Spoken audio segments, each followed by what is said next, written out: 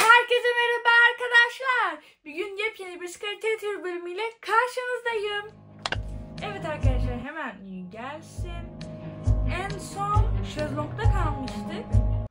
Şimdi şömineyle bir şey yapacağız herhalde. Ben yine YouTube'a baktım.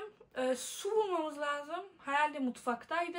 Ve malzeme odasındaki mazotu almamız lazım.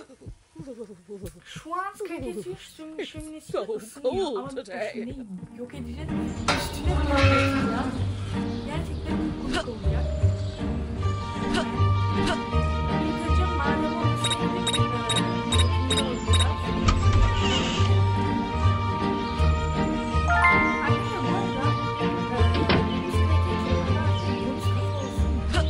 gidip gerçekten kafası bomboş.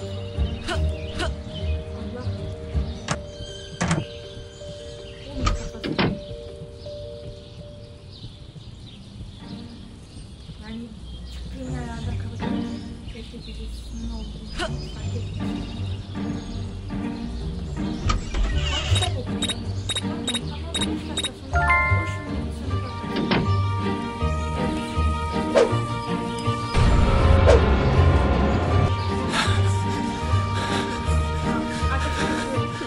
That's stupid.